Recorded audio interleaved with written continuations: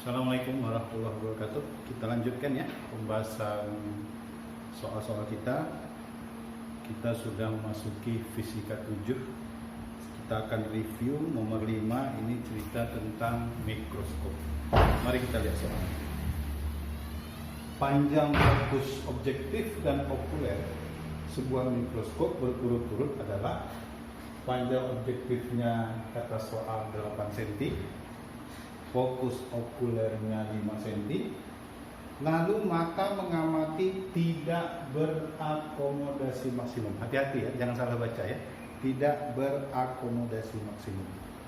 Ternyata jarak kedua lensanya 45 cm ya, jarak lensa objektif dan okuler.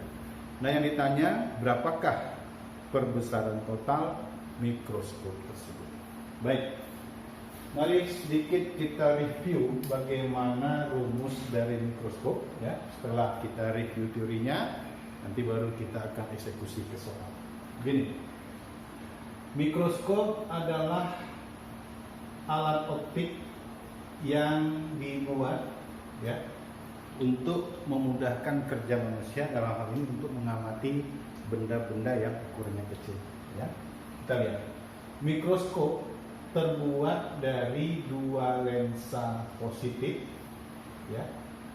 Nah, yang dekat dengan benda nanti namanya lensa objektif, lensa yang dekat dengan mata nanti namanya okuler ya. Jadi kalau kita bayangkan ini mikroskop yang nempel ke mata, nah di sini ada lensa namanya lensa okuler, sementara yang di bawah namanya lensa apa?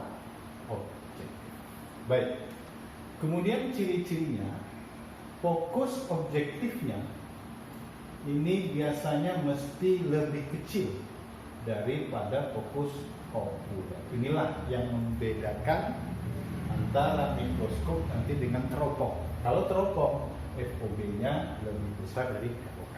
Ya, makanya ini soal mestinya ya tidak cocok kalau dipandang dari ciri-ciri mikroskop, karena mikroskop biasanya aturan mainnya fokus objektifnya lebih kecil ya dari fokus okuler. Baik, itu yang pertama.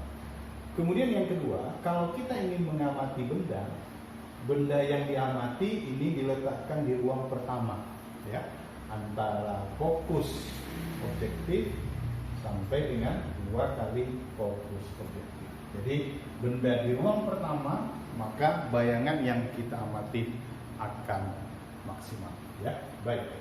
Kemudian fokus okuler ini sifatnya nanti berfungsi sebagaimana sebuah loop ya.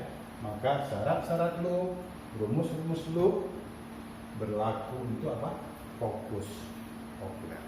Nah, kemudian kalau diminta berapa perbesaran totalnya ya, ingat karena mikroskop terbuat dari 2 lensa, maka perbesaran totalnya adalah kalikan perbesaran lensa objektif dengan perbesaran lensa okuler. Karena benda diletakkan di depan mikroskop mengalami 2 kali perbesaran.